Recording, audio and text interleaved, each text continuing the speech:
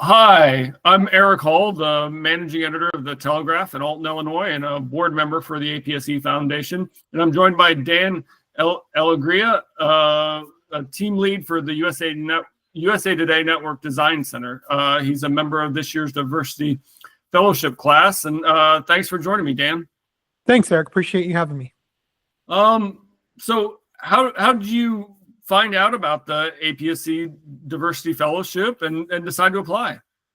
So kind of a long story short on that one, I was doom scrolling on Twitter or X one night and happened to see that the deadline had been extended for the fellowship and they were still looking for applicants. So I decided to go ahead and put my name in the hat and was very fortunate to get a call that I had been accepted. How did you find out you'd been accepted, and what did that mean to you? So George Rojas had reached out to me, and it was funny because I work in design. I'm on deadline pretty much all day long, and I love to procrastinate. So I did not submit my application and hope probably like the very last minute that it was supposed to be submitted. So I kind of worried that I might have missed the deadline or something. But George reached out. He also was running behind and said, "Hey, we would love to have you." And I was really overjoyed. I was just glad to even just be considered, let alone picked as one of the fellows for class 13. How's it been getting to know George now that you've gone through Diversity Fellowship weekend and judging? And George is great. He has been so helpful to the entire group. He carted us all around Nashville, and I've definitely been his navigator on those road trips that we've done to different places, and just a really overall great guy, and just been tremendous to work with. what was your experience with the Diversity Fellowship weekend in Nashville? Nashville was great. We all came in kind of nervous, I think, not really knowing the group. But by the end of the trip, we all really had a really nice bond. Everybody had, found something in common with each other. We learned a lot during Diversity Weekend. We had a lot of great experiences, a lot of great speakers. We did a lot of great things, and it was just great to have some new people in our circle. Yeah. What are some things you learned? So some of the things I learned, key takeaways I got were we had some tremendous speakers, like I mentioned. Joe Sullivan, who was the former sports editor at the Boston Globe, came and spoke to us, and he discussed making connection with staffers and basically just communication skills, just when you have such a big group. Chris Thomas, who is with USA Today, who I've spent a lot of this past year working with on a project for Gannett. It was good to see him actually in person, but he's very meticulous with his game plans and coming up with big plans and having all the ideas worked out. So it was really good to kind of get that in front of us, like in a PowerPoint, like what to do when you have a big project. Like, here's this step, and this step, and all the things that you should be on the lookout for. We also had Roxanna Scott, who is also from USA Today. She gave a great speech on working in the fast-paced business of news, especially now with everything being digital, and how to adapt to that, and the success they had with the Mike Tyson Jake Paul fight, and just how they kind of adapted to all the things that came out and the success that USA Today had with that. We also did a few field trips, like I mentioned. We went out to eat a couple of times as a group and got to bond. We went to the Nashville Public Library and got to see exhibits on the civil rights movement as well as the women's suffrage movement, and also went to a Nashville Predators hockey game and met with the CEO and a few of the top executives of the team while we were there. Sounds like you guys had a great weekend there. Yes, it was jam-packed and very cold. You mentioned the opportunities to bond with the other members of the Diversity Fellowship class. What were some of the things you guys were able to bond over and make connections? I think everybody is coming to this experience from different places. We have, like me, I've been in this business for almost 20 years now. We have one person on the group who has lived a whole other career in the Army before getting into journalism. And then we have, another person who is still fairly new to the business, but is like a rising star. So like we just all come from different parts. We've all had different experiences, and just to kind of just exchange ideas and hear some of, the horror stories, but also like, the triumphs as well, is just, it was good to kind of touch base and just kind of build those, relationships and build, learn more about everybody's experiences. Could you tell me some about your journalism career and where you've worked and what you've done and accomplished?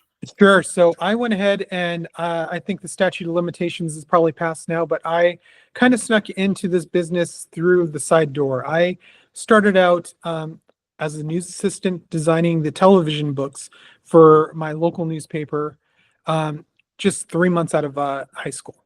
So I've been in this business basically in a newsroom environment since I was 18 years old. And before that, I was, in the school newspaper yearbook in high school.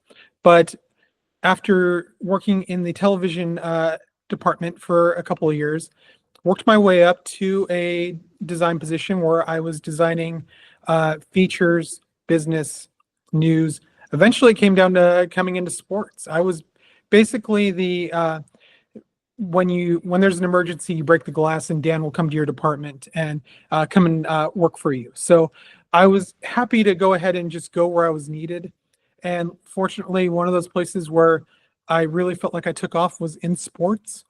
And eventually I was designing the front pages, helping book the sections, working with writers and editors, making sure that everything landed on time, making sure that deadlines were met.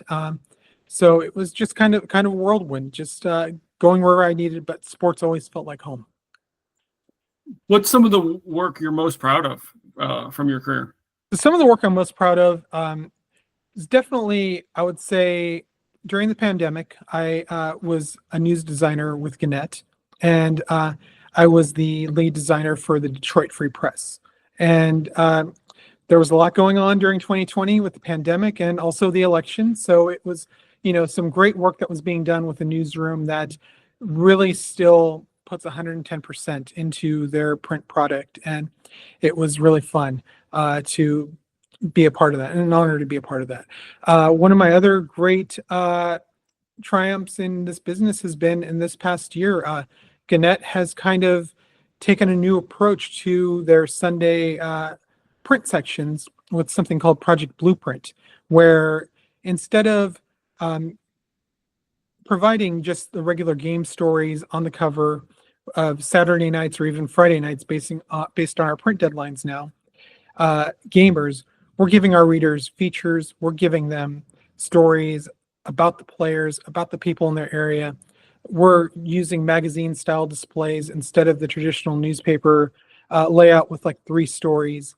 We're really trying to give readers something that they can sink their teeth into. And so far, it has been a very successful project. And we are up to 24 newsrooms who have adopted this new way of thinking for the Sunday product. And I use the term, thinking outside of the box score.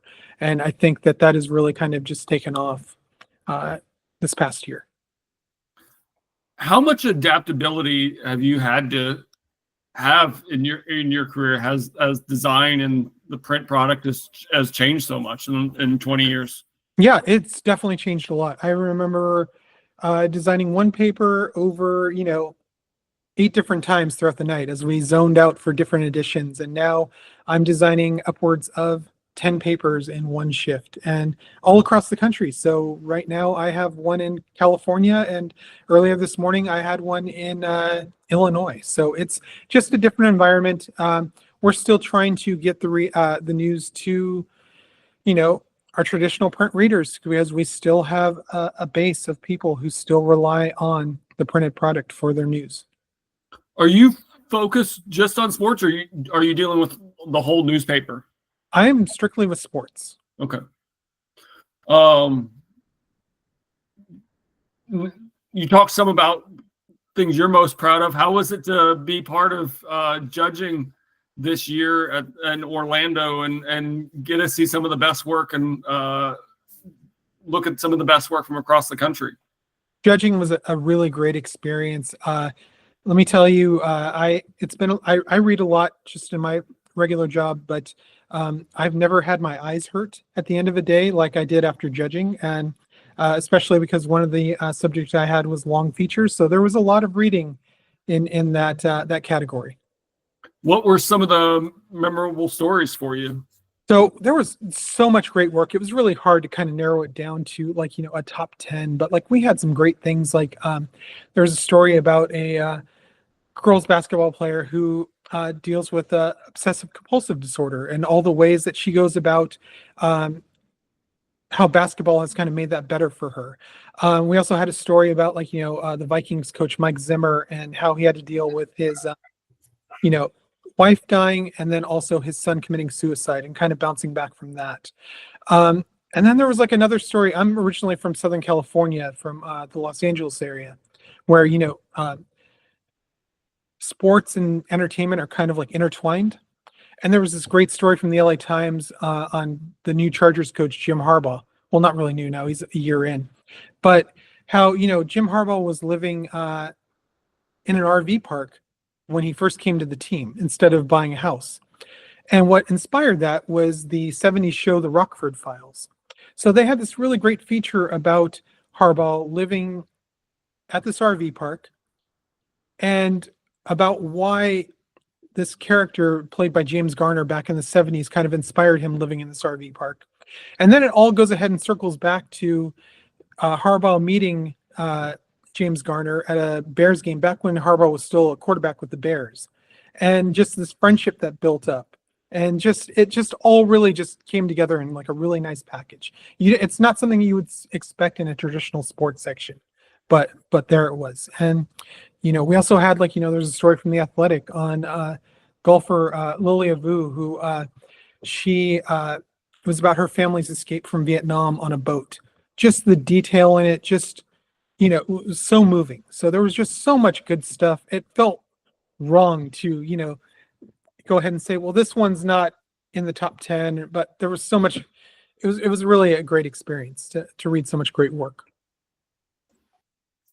Had you participated in contest judging before? No, this was my first time doing any kind of judging. I was really glad to be a part of it. How was the experience of working with a couple other people from the industry there in person in Orlando to pick the top 10? So because I work for Gannett in the design center, I work remotely with a lot of our editors who are spread all over the country.